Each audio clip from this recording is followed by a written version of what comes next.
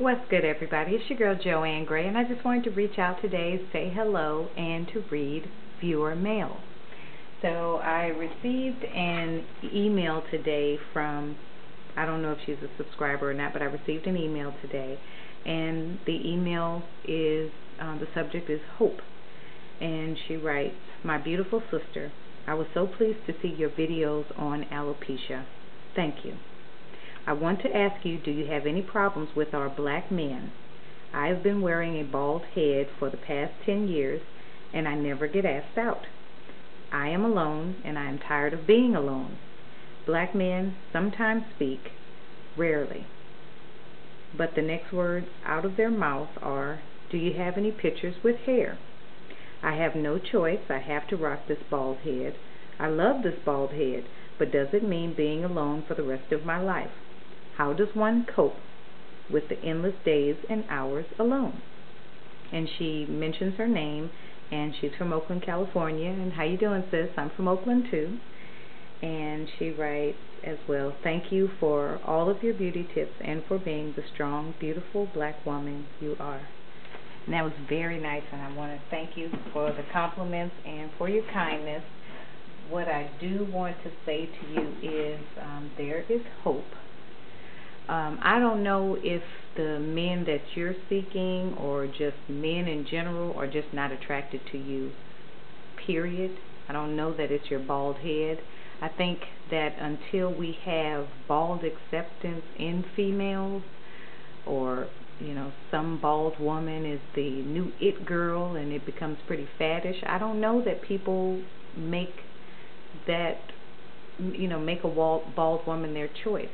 But it is a loss for people who look at you and make judgments. But that's pretty much the way the world is. I don't know that you have looked at someone and said and prejudged and maybe not made a choice of a mate from somebody who just didn't fit your standard of beauty.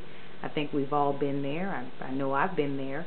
I think we all have these set standards and these set norms and these preferences that we want. I mean, a lot of women are, shorter women like extremely tall men, and extremely tall men like short women, and there are tall women who won't date a short man, and so it doesn't really matter. I think that it's not you, the person. I think it's just people not being able to accept bald women in general, and I think they're missing out on a treat. However, no, I don't think that you are going to be alone forever.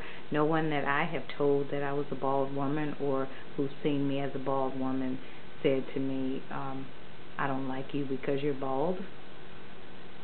But maybe if somebody hadn't said anything to me, that was a hint. But I would have never caught that.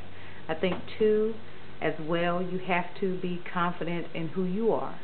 And if you wear a wig and you meet somebody and you have a wig on and you have to take that wig off, I think the onus is on you to, give that information to somebody before you scare them half to death with a bald head, before you do a reveal, 2 years later or something to that effect. I mean, I'm really a proponent for letting people know that you don't have hair under a wig before you just take a wig off on somebody, or before you get hot and heavy into a relationship, because I think people have to have an opportunity to digest things. So I think if you're honest with people and you're honest with confidence, that you don't have a problem. But if you live your life as a bald woman, I think it's just going to be a matter of preference that someone comes up to you and asks you out for a date. I mean, it's probably an intimidating thing. I really don't know. I don't always walk around as a bald woman, but I tell you this, I even have that same problem, not being bald. I don't always have people coming up to me, and I just don't think that's the way it works. It just never has for me, and but maybe it does for others. You have to put yourself in social settings. If you put yourself out there in a social setting, you might have to go out dancing, you might have to go to a club, you might have to go out to some place where single people get together, to put yourself in a situation where single people want to meet other people, because we're just not in those times where people are just meeting people and getting together. No, I don't feel that you're going to be alone forever, but another thing that I don't feel is that your baldness is the reason, because it really doesn't matter if a man likes hair down to a woman's feet. It doesn't matter if you have hair down to your behind, or you have hair on your neck, or hair up to your ears. If your hair doesn't go down to your feet, he isn't going to like you anyway.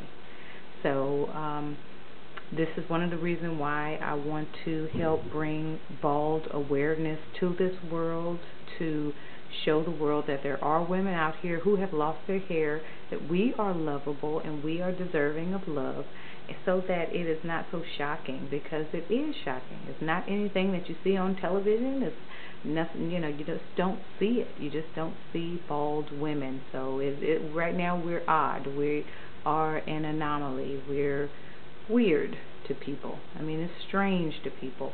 And it's hard for people to get attracted to things that are strange and that are odd, but there is someone out there for everybody. So I say have hope, and no, you are not going to be alone forever.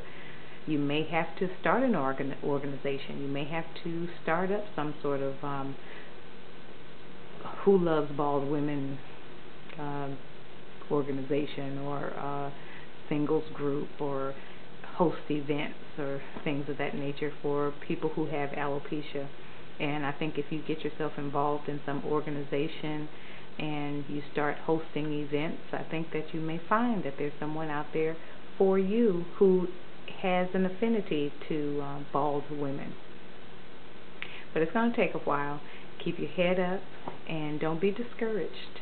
There's someone out there for everybody, and there's someone out there for you. Thank you for your time and your energy. God bless.